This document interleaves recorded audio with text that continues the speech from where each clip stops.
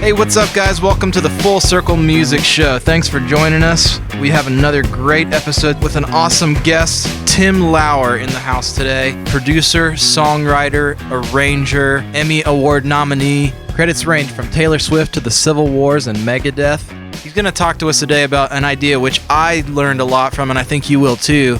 Something he calls re-treds, where he takes a lot of the ideas that never, quote-unquote, made it, and saves them and tags them and organizes them for later use. A great reminder to never give up on an idea. But before we dive into the episode, we wanted to ask you to head over to iTunes and leave us a good rating and a good review. Those kind of things help us a ton as we're getting this podcast off the ground, helps get the word out there. Tell your friends, tell your family about it. And again, leave us a good rating and review on iTunes. And we wanted to start a new little segment of the show we're going to call Full Circle Music Trivia. And here's how it's going to work. We got one question every week, and you're going to have the opportunity to take home a free prize. All you're going to do is email your response to trivia@fullcirclemusic.org. And one of you guys will be lucky to take home this week a copy of the book Hitmen, Power Brokers and Fast Money Inside the Music Business by Frederick Dannon. And the question is this: what is the top-selling album of all time? Again, what is the top-selling album of all time? Email your responses to trivia@fullcirclemusic.org, and one of you will win a free copy of the book Hitmen. Thanks again for being here with us today, and let's dive in. Thanks for joining us. Glad to be here. You kind of said that you just came here from a musical emergency, which we just said there was I was joking no because I had heard on your podcast, which I've been enjoying, that there are no such things as musical emergencies, and I totally agree. Not naming names, what is today's musical emergency? Well, today's musical emergency is I'm working on an ad that has people tweaking on it, changing the cut. That you're writing, producing. Post-scoring, get a picture, and it's competitive. You're up against, I don't know, maybe 5, maybe 50. They never tell you any of these things. Yeah. And you're looking at the picture and the plot and kind of taking a brief of what they want, and then they go through rounds of tweaking it, and then they change it, and they move this scene over 2 seconds earlier. And so they expect to call you. And part of the deal is, if you're going to do this, you're going to be available, and you're going to change these things right now. Yeah. I mean, like immediately. Yeah. And then the other thing is doing the main title for the opening of a new TV show. And Cool. Same thing. Yeah. What about this? What about this? And so you try things, and some of it sticks and some of it doesn't. But out of fairness to the process and the client, you can talk about things, but it's not quite the same as actually seeing it and doing it. Sure. Why do you think it's different in that space, just needing the immediacy in terms of... It's interesting. It's completely... Compared to... when I play on, overdub for somebody and they say, man, I'm kind of on a tight time frame, and I'm like, okay, so when do you need this? I mean, if I can get it the next week, and to me, that I almost want to laugh. Yeah. That's like another lifetime, And the other thing, because I might get a brief and I have to turn something in within 36 hours. Wow. I got this particular ad, I got the brief, and within 5 or 6 hours, I had 8 pieces of music Yeah. that I presented. Gosh. And how does that even humanly work? Do you have like a team of people doing that? I had a guy with me, and I knew that they were in the later stages, meaning that they had reached out to other people, including Mark Mothersbaugh, who's an incredible composer. And, Yeah. they'll reach out to Philip Glass. I mean, Yeah. big-time guys, and they weren't happy. Yeah. And I know that the music they submitted was great because they're great. Yeah. And so I'm thinking, okay, so maybe there's too much music. Maybe they want music, but not too much. So Yeah. I just put up picture, and I got out a couple new toys. I got up my Mellotron, which I'm loving, and I just pizzicato strings and bloop, bloop, bloop, bloop, or upright bass, or get a harmonica and just play a little bit. Yeah. Then I reached out to a guitar player who was 2 streets over and said, come by, I want to talk through this. He did ukulele, slide guitar, acoustic guitar, brought it over. We tweaked it, worked on it. Yeah. Mixed them really, really fast. I got a guy, we're jumping up and down out of the chair. I'm on the phone call, he's in the thing. And it's just, really super intense. Yeah. So do you enjoy working on those things? Absolutely love the pressure. Yeah. Love the pressure. Love it. absolutely love it. It's completely invigorating and exciting. Yeah. I love knowing that there's a deadline at noon and it's 11:40 and I have to mix it and upload it. Well, the pace as opposed to no listener left behind, because when you go into a tracking session, it's probably 6 hours of downtime and 2 hours of playing. I was on a really fun, rewarding tracking session yesterday for Centricity, who you had Steve Ford here. Yeah. And it was a great band and everything was so fun. I felt like I was on vacation. Yeah. You know. And we did 2 songs and I played multiple parts on each song. But to be able to sit down and drink a cup of coffee and talk to a guy about life, you know, so you real luxury and really great. Yeah. And I said my goodbyes, real nice and casual. And then I literally ran to my car and back into my door, ran to unlock it to make a deadline for something else. Man. After, it's like when you have a conversation with someone and you kind of match their pace. Yeah. It's one of those things where I kind of match the pace. Yeah. Well, are you saying that you need to have both in your life? Or would you rather only do those? I don't know if I need to. I probably need to be as happy and fulfilled as I am right now, which is pretty happy and pretty fulfilled work-wise, I know that sometimes I'll be writing strings and think, man, I love writing strings. I want more string work. I want to be next David Campbell. This is great. Yeah. And then I get on the 4th one or the 3rd day of doing it, and I think, I just want to be hanging out with my friends in the studio, talking about where we're going to eat lunch and talking about gear and being silly. Yeah. And then I get on a session and I think, this is fun, but man, I really love somebody breathing down my neck. Yeah. And I love the deadline and I love the no boundaries. I mean, for instance, the ad to go all over the map. Yeah. From blues slide guitar to quirky harmonica to, I also have a system where I can go for, I call my retreads, all the rejected work I have tagged. Humorous, acoustic, drum beat, organic, electric, cello, male vocal, 30-second, 15, all this tagged, so I can type all this stuff in. So you can kind of pull from it. Yeah. And so about half of that was pulled, and then I can trace it to a Pro Tool session. And tweak it from there. I can tweak it from there. Yeah. And so I can even have guys, I can be on a session and say, go through retreads, pull some stuff up, put it up against pictures, send it to me. Yeah. I'll go to the bathroom, put on a pair of headphones. Yeah. Yeah. And say, don't use the first 3, do something with the last 2, and that kind of stuff. And I don't know, maybe I'm crazy, but it's really invigorating. Yeah. No, that's awesome, man. So it's fascinating to me because we have probably a less organized version of that in terms of songs and tracks, but how often do you feel like one of those quote-unquote reject songs makes its way into something else? Is it pretty common? Yeah, and the reason why is I think if you're working in a commercial, what's the word? There's trends, right? So if it's country radio, if it's Christian radio, if it's arty advertisements, if it's the joke songs are big, so bad it's funny. Yeah. I mean, so it's trying so hard to be good that it's bad. All those those kind of joke songs. And then there's the typical medical, ukulele strum. There's the orange juice kind of commercial. There's the emotional Google spot. And most of those have a category of a brief. Yeah. Right? So just like a pop song or whatever, it has an arc. It has an intro, verse, pre-chorus, chorus, bridge. And so you could take a drum track from a song and go, let's write one over this. Yeah. And it's going to have the same arc that sounds familiar. So, I might not be able to pull up a retread and make a country song out of it, but I can surely say, man, this Nationwide spot is just like the Verizon spot. Yeah. In intent and vibe. Yeah. So there's categories of need. Yeah. And it's the same way as a session player. I try to assess what's their category of need.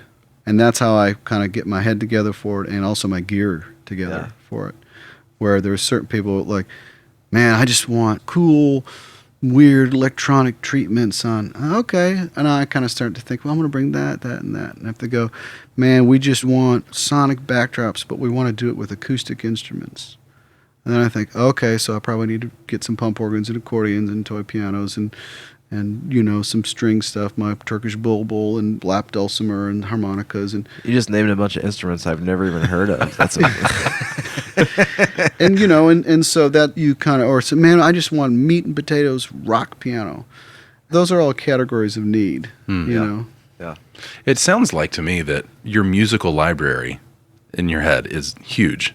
And not just the retreads that you have on your computer, but the what you have to pull from. Where did that come from? From its earliest days, from you taking piano lessons or whatever that is? Yeah, that's an interesting question. And I think part of it is a product of growing up. My dad was a church music guy, had a choir. And so they were probably doing hymns and then probably some whatever that would have been in the 70s, modern worship stuff, whatever that would have been. But they were also way into Under Crouch and the Disciples. So I had some of that black gospel thing. And then in grade school, we lived in Japan. And so the Army base for American music, it was what was coming from the Army base, which was trying to please everybody. Yeah. If you think about Americans away from home, you got young people. You got the top brass who's going to be older. You got white people. You got black people. You got people from the South, people from the North. And so they played a real variety of stuff. And, I mean, it was soul music. It was Pat Boone. It was Johnny Mathis. Sure. It was Sousa Marches. And then just sort of the Japanese pop music, which you'd hear in the grocery store. And then also the traditional stuff, which you would just hear because you lived there. Yeah. Gosh. And then when we moved to Wisconsin, and there was Musician Magazine in the band room all the time. And I would just, whatever they talked about, I'd try to find. Of course, there's no Spotify. But thankfully, this is a town of 750 people. We had a library that had vinyl. Yeah. Gosh. And there was a library exchange where, if I wanted to hear the new Steely Dan record or whatever, it may not have been new then, but I could, request it. And they'd show up and they'd earmark it for me. And then if I wanted to hear Miles Davis Sketches of Spain, I could take that home and trip out on that. And, Yeah. And then I listened to pop radio, of course. And then I had the record and tape club, and I was buying tons of Christian music. And still, I do a thing where I'll get on FM radio and I'll listen to the end of a song. And then I hit scan till another song plays. And I listen to the end of that. And then I do the same thing. And I'm thinking about, why did this song get on the radio? And then I'm also thinking about what's going on, how new it is, how old it is. If I was hired to play in this, what would I have to know? What do I have to cover? Yeah. How's my instrument working in this scenario? And then I have XM2, which I'll do the same thing. Yeah. The great thing in that is you have the artist name and the song title, and then I can get my SoundHound thing and then pull up and say Spotify, and I add to a Spotify playlist. What is SoundHound? Where you push the button and it'll tell you what song it is. It's like Shazam. Yeah, like Shazam off the radio. Okay. And then it'll have a Spotify thing, and it'll say play in Spotify. And then it plays in Spotify, and I say add to my playlist. And then if I really like it, I can go back and dig in a little deeper. That's great. Well, it sounds like that you're addicted to music is what it sounds like to a degree. Yeah, and I wish I had more time. I'm jealous of people who have a job where they can listen to music all day. Sure. Like a dental assistant or a receptionist. Or, listen passively. Yeah, just listen, or somebody who works from home and can have music on all the time. Yeah. It's hard for me to listen passively. We try to put dinner music on as a family, and we last about a song and a half, and everyone says, "Can we please turn this off?" Because when we listen. Yeah. You're not paying attention to... No, it's really not just in the background. It's really hard for me to have like a conversation if there's music. Yeah, it sounds like that you're constantly in your brain connecting dots to your musical encyclopedia or Wikipedia that they're making connections the whole time, so it's hard to... Another thing that I do is on sessions whenever... And now, of course, I'm older than some, younger than some, but, when I was... for a long time, I was always the youngest guy in the band, the youngest guy in the session. And these guys would throw out references that I didn't know. And, man, I would write those things down and say, I never want to hear somebody say, kind of like Paint It Black, and not know what Paint It Black was. Yeah. Yeah. You know what I mean? And so I do the same thing now. If somebody references, and sometimes it's something off of pop radio that I don't know. Yeah. And I think, well, if they're referencing this, it probably should be on my radar. Yeah. And I think it's part of my job, and I'm talking mainly as a session player now, that if somebody comes in and says, hey, this song, Bruce Hornsby piano, oh, Spooner Oldham Roads, oh, the song on the Katy Perry record, oh, Eno Lanois Soundscape, oh, whatever that is, Stevie Wonder bass, oh, okay. Whatever that is, I feel like it's my job to authentically deliver that. So where's the balance of, or maybe for you it's not, but do you feel like, for a new musician graduating from Belmont or wherever they're graduating from, they want to get into being a session musician, would you advise that don't just get really good at your thing, instead try to be good at a ton of different things? That's absolutely necessary. I mean, first of all, to just be a session player, it's okay if there's a little noise because the coffee's here, right? Oh yeah. Yeah, okay. Coffee is here. That's an important part of every session and every podcast. But in order to do sessions, you got to remember that, I'm going to say it again, it's a service industry. Yeah. It is not me coming in and telling people, this is what I do. Let me be me. Yeah. I'm coming in and saying, you got a need, right? You have a certain amount of time, so I need to be able to work quickly. And you have a vision that I'm here to help satisfy. Yeah. And you have a budget, which means me being fast saves you money. Yeah. And me being good helps your vision. And me being a good listener helps all of that. And I mean listening to music and also listening to what they're saying and trying to figure out if what they're saying is really what they mean. Yeah. Because most of the time it's not. Reading between the lines. It's And interpreting, getting yeah. to, without shaming or even commenting or going like, oh, that's not what you said 5 minutes ago. Right, yeah. Just kind of going, I can tell by their body language that they're not sold on this. Right. Yeah. Or if they say, yeah, we can work with that. Yeah. Then I say, you know what? I want you to be really happy. Yeah. What can we do right now? Yeah. And, I feel like it's not unlike somebody that comes over to build somebody's deck. What do you want? Well, this is what I want. This is how big I want it to be. This is how I want the rail to look. This is the kind of wood. This is how I want to treat it. And I can say, based on my experience doing this, you might want to consider this. Yeah. And that they might say, wow, thanks. I never thought of that. Appreciate that idea. Or they might say, nah, I still want to do it the other way. Yeah. And what do? I go, you got it. You got it, man, Yeah. is your friend. That sentence, you got it, man. Yeah. Yeah. That is your friend. Yeah. So, sometimes somebody says, I have no idea what kind of deck I have, and I have no budget. I just want it to be amazing. Yeah. Now, that's once every 5 years, and then you get to Right, build yeah. the dream deck. Sure. But most of the time, somebody says, my parents are coming to visit in 2 weeks.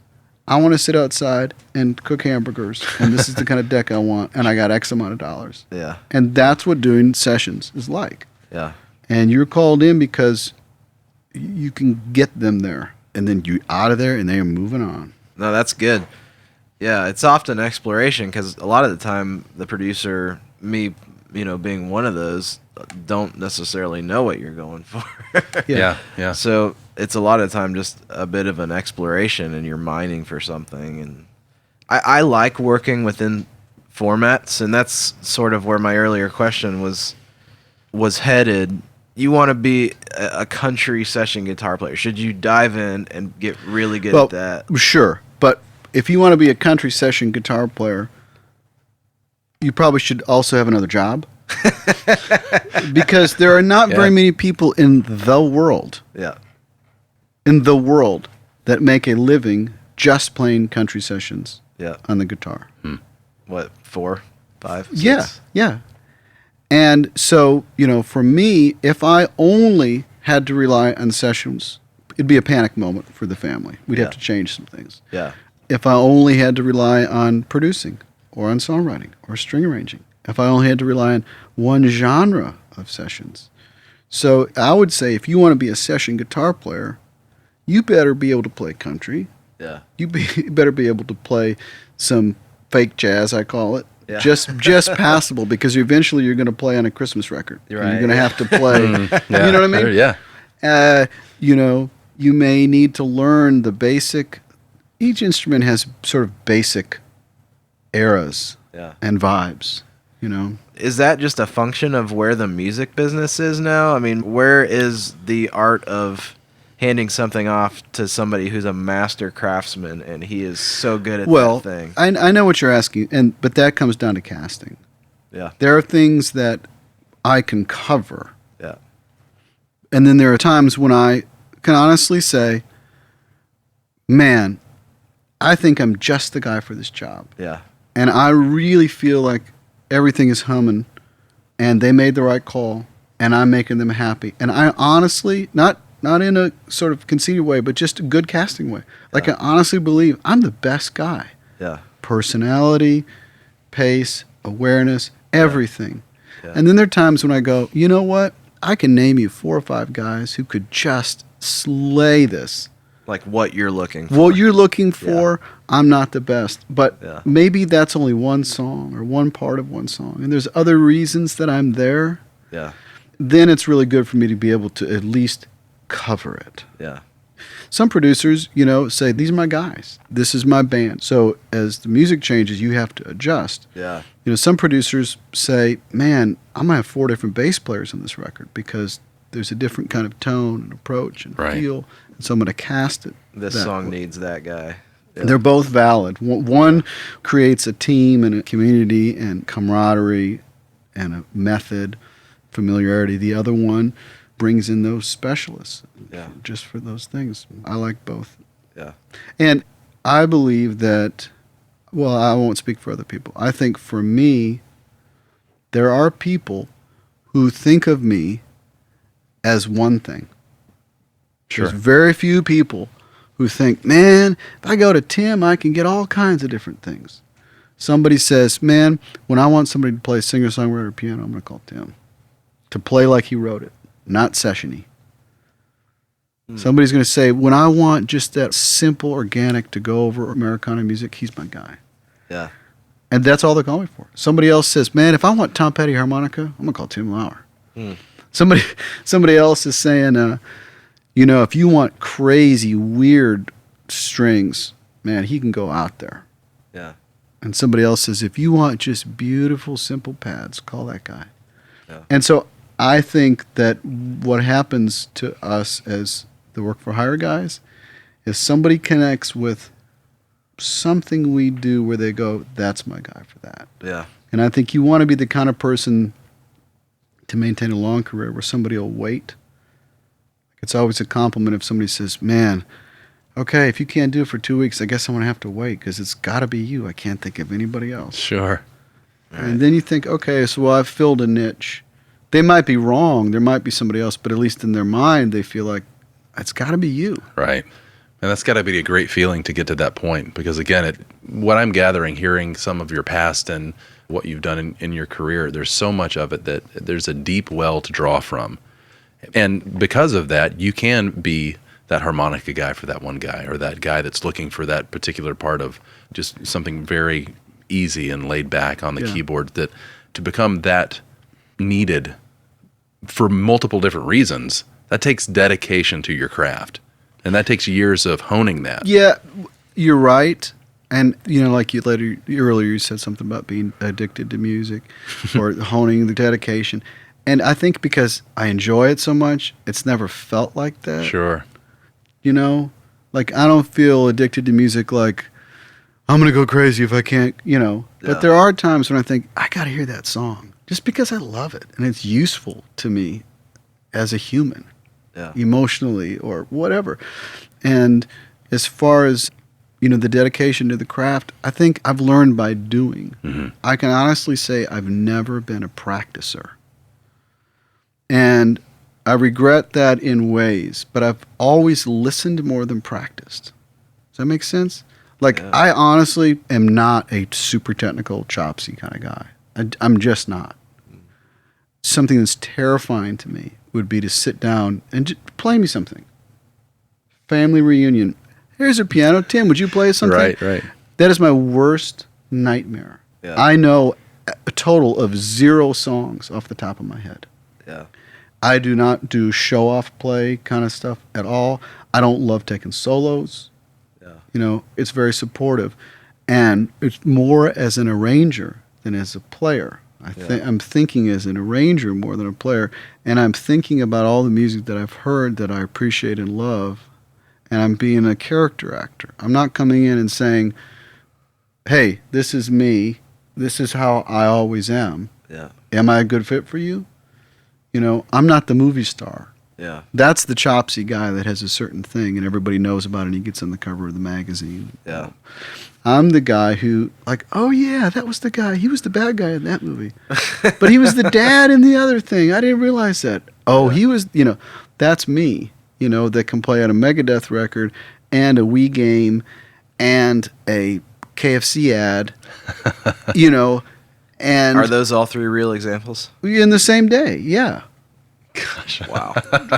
I mean, like, there are days, like, that's literally... Yeah. I'm going from playing an accordion on a folk record to playing, you know, a simple organ part on a country record to referencing something on pop radio and coming up with some sounds on a CCM thing. Yeah.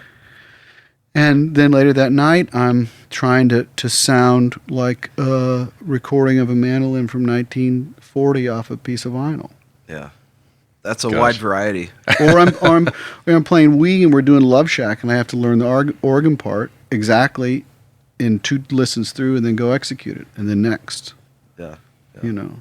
From my vantage point coming in, I mean, you were one of the first guys when I came to town and just experienced watching session musicians, how they do what they do. And the biggest thing that I know is not only just the talent and the hang, but is the speed. You just got to be able to listen and push record and go from top to bottom. And if some people are wired differently, you know, if you're the kind of guy who doesn't like people watching you work, sessions are probably not for you. Mm.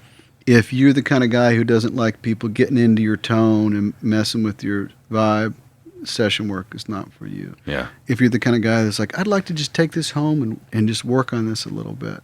Or can you guys just give me a few minutes? Session work is not for you. I love the pressure again. I love to don't even play me the song. Play me the intro and give me a chart. Yeah. And in my mind, you know what my mind is doing? Competition. I want to freaking blow their minds right now. It's game. It is game on. Yeah. I want to play something. I'm not trying to find a part. My ears are so open. Yeah. And my concentration is so intense for those 3.5 minutes. And my whole goal is when that stops, I want you to say, dang, holy cow. I don't know how we'd make that better. Yeah. Are you okay with it? And I go, yep. Yeah. Next song. I mean, that's my thought process. Again, it's that pressure, you know. Yeah. Yeah. And I'm sure there are a lot of people listening out there who what you mentioned, that completely isn't them. I don't know that it's a right or a wrong thing. I think it's just there are a lot of people who function in a way of let's take this back and I'll work on this one thing for a week. And there's a niche for that. And, you know, like for me, playing live holds no interest. You don't enjoy it? Oh, man. Why doing a tour and you play the same? I don't want to play any song more than 4 times ever in my life. But that's how you got into it, right? That's how I got into it, yeah. And did you like it back then? I liked that I had it as a job. And I learned so much because my first gigs were, here's 5 songs. You just get the record. Yeah.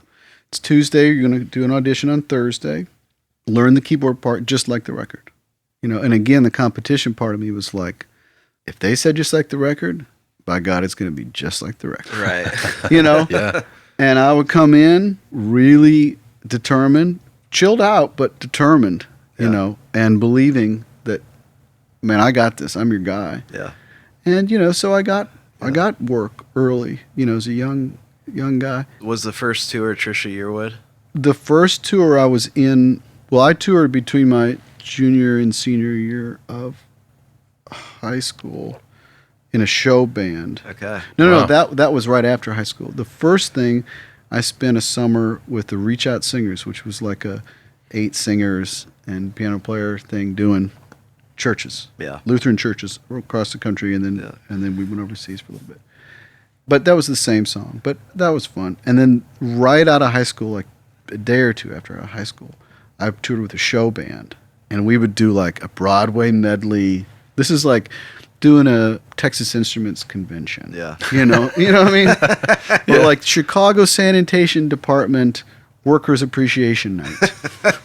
This is like I'm not kidding. You know, in a ballroom in a hotel room in Chicago or something. Yeah. And Living the dream. Living the dream, and we had. I think I got. It was the pay was ridiculous. I think it was $150 a week. Wow. And we got per diem, which is your daily money. And I think Yeah, we might have got $10 or $15 a day. Wow. For fast food. Yeah. But then we would do these banquets and stuff, and dinner was always off the chart. Yeah, yeah. right? Okay. But I wore white Capezio dance shoes, white. What's the material you don't have to iron? You know, It's like polyester. or something? polyester, white polyester pants, a red poofy kind of pirate shirt, and a sequin silver vest. That is. I want to see pictures. And the singers would also dance. We had a trumpet. I think we had 2 horns, and so we would do like a country medley. And they would come out, wearing Willie Nelson wig. Maybe I didn't want, and then Dolly Parton 9 to 5, and then we do Broadway, and we do pop. So I was learning all these tunes, And do you have a picture of that somewhere? somewhere? Could you find it and send it to me? If you promise not to post it on Well, I was just going to say, if you want to No, see a I don't picture care. of Tim Lauer wearing sequins, email Tim Lauer at fullcirclemusic.org. Hey, I wouldn't care. It was fun, but it was one of those things where you're willing. I knew it was goofy, and I was loving it. And I knew that they were making tons of money off of me, and I didn't care. It was Yeah. a blast. Yeah. My first touring thing, I was a senior in college, and I played with the group that was an MTM, Mary Tyler Moore, MTM Records, Yeah. called The Girls Next Door, Yeah. 4-girl group. Yeah. And so I would miss some classes, but we'd go out like Friday, Saturday, Sunday. And Trisha Yearwood was the receptionist at MTM Records. Gosh. Wow. Answering phones, yeah. And her husband at the time was the concertmaster for the Belmont Orchestra. Yeah. And I was the timpani player. And we were all friends and hanging out. And he said, hey, Trisha's going to start playing some fairs and some rodeos. And so we would do like Linda Ronstadt covers and Eagles covers and Wow. Pat Benatar and stuff like that. That's amazing. And then she got a record deal and said, hey, do you want to be in my band? I'm opening for Garth Brooks, who was doing stadiums. I mean, it was huge, the Bet. biggest tour going. Gosh, yeah. And we had 20 or 25 minutes, just a few songs. And I went down to Sound Emporium and met with her producer, Garth Fundas. And I don't even know if I played. But he said, Trisha thinks you can handle this. Can you handle this? And I said, yeah. I said, I'm going to play you a couple songs. Can you learn these piano parts? It was Matt Rawlings, who's like probably the best piano player alive today. Yeah. And some of them were challenging, and again, the pressure. In my mind, I thought, I can't play that. Yeah. And I said, oh, sure, no problem. Fake it till you make it. Yeah, and then I just said, well, I better. And I think I was already touring. I was touring with the Forrester Sisters, and I think we were doing a couple of weeks in Vegas. So I had all day long to practice. Oh, yeah. Yeah. Our gear was set up in one of these theaters, So I would just spend all day just trying to figure out these Matt Rawlings parts, which was a really great education. Man, so you're not one of those guys that, I think there is something that separates people like you who have lasting careers in music doing what you're doing, and it's a work ethic thing, because if you're an artist and you're touring, most of the day you're just messing around. Yeah. I've always said, I'll come play the show for free. Yeah. But at this point in my life, you better pay me a lot of money for the other 23 hours. Right. Yeah, sure. Because, to me, as I get older and I love music, that's not enough music making for me. Yeah. Mm. An hour and a half show? Are you kidding me? That's not enough music for me. Yeah. So if I was out now, you better know I'd have a laptop rig. Yeah. I would be practicing guitar. You know, I would be learning the OP1. Yeah. I would be diving in. I'd have Logic going with the little controller. Yeah. And I would be working on a film score. I would be doing something, because I'll tell you what I would not be doing. Everybody has got a gig. I would not be staying up till 4 a.m. watching ridiculous movies and then sleeping all day. Yeah, sure. Yeah. You know? Which is good advice for anybody listening. I think that can tend to happen, and that's what separates the boys from the men in the long run, I think. Well, I feel like I'm sitting in a room with two guys that have the careers to back it up, that the fact that downtime is spent judiciously and not staying up till 4 a.m. watching whatever's on Netflix. And then by the time you have a family, you know, like, and I love watching Netflix shows, but I don't get to do it that much because, you know, I'm thinking, okay, I got a couple busy days. I got to figure out, I'm going to come home for this window of time, and I'm going to be there. I'm going to be present. Right. And then I might have to go back and work some more or do email stuff later. Right now I'm trying to figure out how I can get more exercise in my life. And I'm not doing very well at that. Yeah. But I know it's important. But I cannot believe the amount of time that I've seen people waste. Sure. And guys, you know, they don't have sessions. And if you don't have a session, like, write a song. Yeah. Write a song. Start a band. Good Lord, figure something out. Right. Yeah. You know, get so good that people can't help but hire you. Yeah. Yeah. You know, do your research. You research your competition. Yeah. I mean, I do that all the time. What are all the music houses? Who am I up against? Yeah. You know? Yeah. I think sometimes when I'm in that downtime and I'm tired and I want to veg out and do whatever, I think, okay, when I'm on my deathbed and I'm thinking back on this, am I going to be really glad that I watched this Netflix series, or am I going to be glad that I put in the work? You may, but if it's mindful, I'm sorry for interrupting. No. You think of the term recreation. What does that mean? Recreate. So downtime does not necessarily mean wasted time. But if the downtime is quiet time, maybe that's really, really important. Sure. If you are so interested and invested in this Netflix series drama that it's bringing all kinds of exciting things to your brain, that's going to affect your lyric writing and your passion for people and for making music, then that's not a waste of time. You know? Gosh. Well, man, we could sit here all day, but I want to. I know you've got to go get on a Megadeth session and a KFC session and a boys club session. But thanks so much for your time. What's the boys club session? I don't know, but I want to be a part of it. oh, you mean hanging out with the guys? I thought this was a new band I should be aware of. Well, we're creating that band right now. Oh, good. It's us. Just started. All right. I want to play bass. Yeah. Awesome. Well, thanks for joining us. Man, thanks for do you have, I mean, is there a place where people can check you out? You got a website or anything? Yeah, I think it's just Tim Lauer Music, maybe. I think if you Google Tim Lauer Music, it'll come up. Google Tim Lauer Music and go to allmusic.com. Look up Tim Lauer, TIMLAUER, and his credits list is pretty astounding. So. Yeah. In the old days, it would just be a scroll. It would continue to roll out. You know, I'm so old that I have credits in 4 decades. Ooh. I have major label credits in the 80s. This doesn't seem mathematically possible. I'm 47, but I have credits in the 80s, 90s, 2000s, and 2010. Unbelievable. Isn't that crazy? Wow. That's a tagline. Makes me feel pretty old. No, that's just wisdom. That's not old. Yeah. Hey, can we talk more and you edit the good stuff? Yeah, sure. Because, you know, I want to say that some people, you know, like even the fact that I'm invited here, whatever, people have said things. I'm thinking as I put this together. People have asked me about my successful career. I put it in quotes. And I just have to say that it's really hard for me to consider myself successful.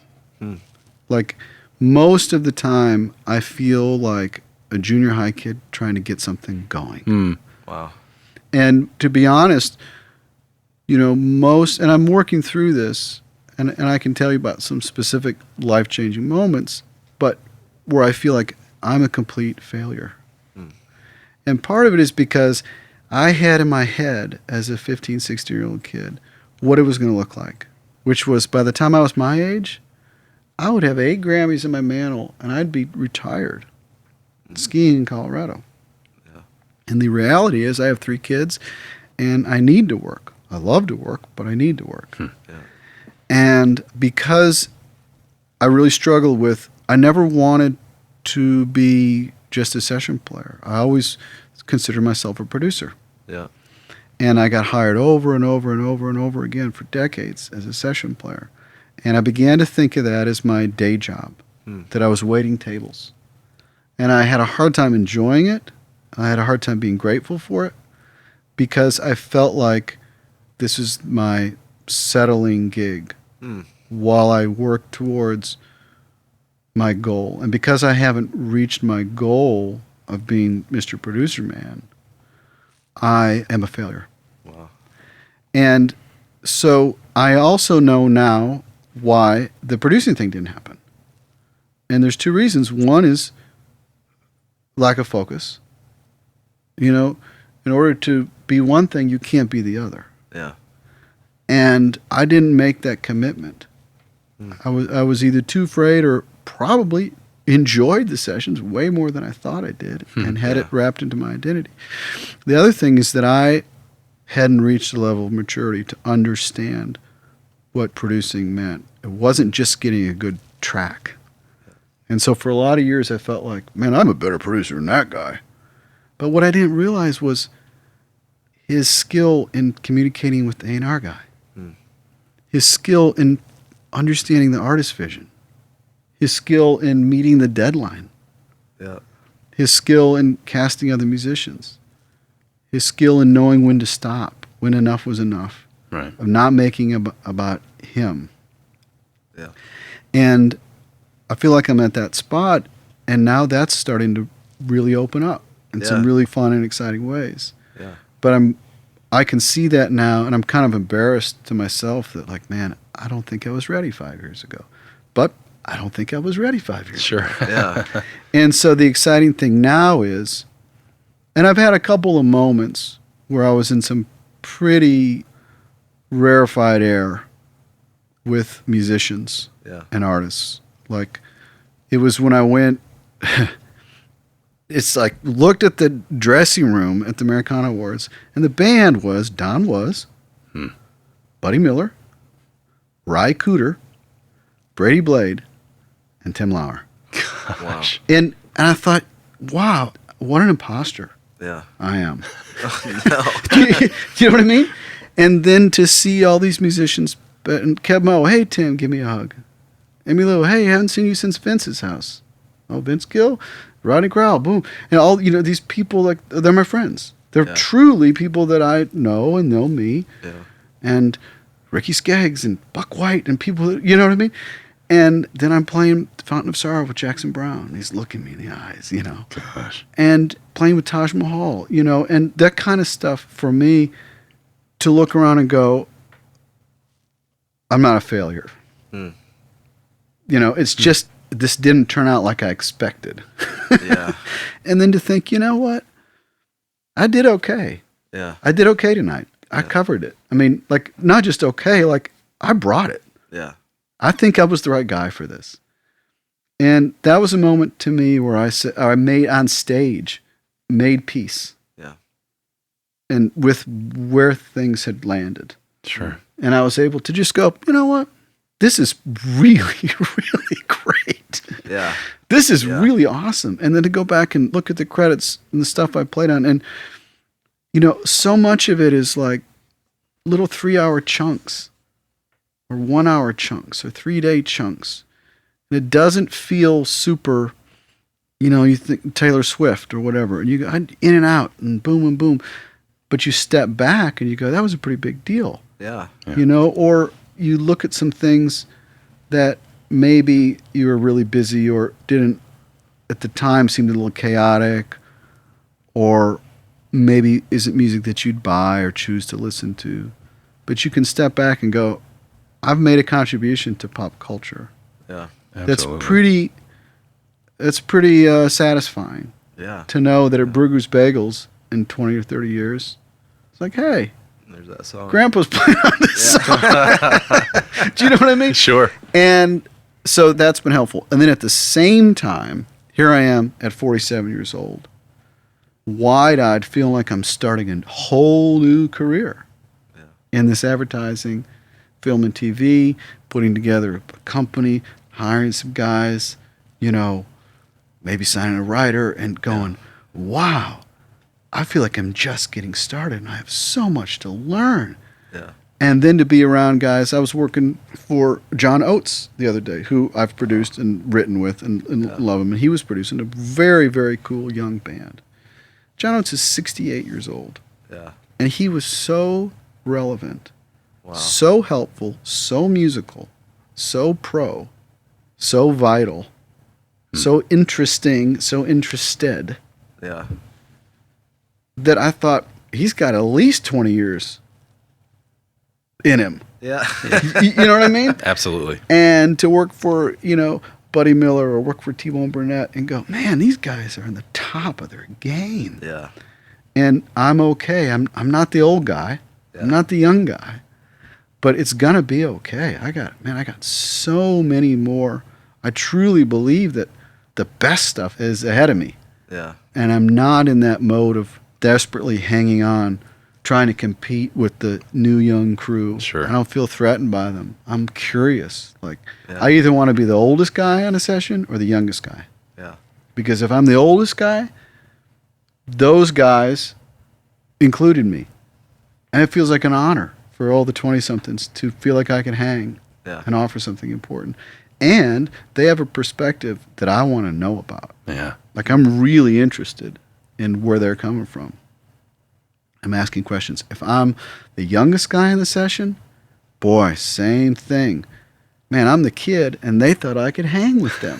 Yeah. And, boy, what a wealth of information and experience and settled in maturity, mature reserve, wow. And don't you know, I'm asking questions, and I'm hanging, and I'm soaking that up. Wow. It's brilliant. Well, I think there's a lot of gold in there. Yeah. If you guys listen and didn't get something out of it, then I know at least I did. So. Just you kind of said it there at the end with your curiosity, but what was spinning around in my head as you were speaking the last few minutes was just your hunger to absorb it all and to take it in. It doesn't look like it's been quenched, and it doesn't look like it's going anywhere anytime soon. No, the thing is, I think the hunger of the sponge kind of thing, I think a lot of us can learn by osmosis, just by marinating in it. Yeah. So, like, when people ask me, like, real specific questions, like, how do you do this, or what's that lick? I'll show you, but just listen to it. Yeah. Soak it up. I was backstage, and Valerie Jun, who's a great sort of bluesy guitar player, Americana artist, she's really cool. You should check her out. And Taj Mahal was back there, and he had his guitar. And if you guys don't know who Taj Mahal is, you should check him out. And she was saying, show me something. Show me this. And he says, I can show you this, but girl, all of that music you're hearing in your head, all of it lives in your two hands and on that neck of the guitar. You just got to dig around and start finding it. Oh, wow. And what he was saying to her was, I'm not going to feed you my licks. Yeah. You listen to what is in your head. You pick up your instrument. You pick up your mouse. You twiddle your knobs. You pick up your laptop. And you just start digging until what was in your head matches what's coming out of the speakers. It's really that simple. Yeah. You've had great mix engineers in there. You can learn a lot from these guys. Who cares how they compress the vocal? How does it sound coming out of the speakers? Come up with your own thing. Yeah. Just keep working until it sounds like you want it to sound. Gosh, what a way to wrap it up, man. That's beautifully said. That's Man. beautifully said. Well, thank you thanks so much. Thanks for your honesty and vulnerability, man. Man, it's been great to be here. This is Seth Mosley, and you've been listening to the Full Circle Music Show. Check us out at fullcirclemusic.org/podcast and leave us a rating and review on iTunes. Produced by the Full Circle Music Company. Editing help thanks to Kaylee Ingram.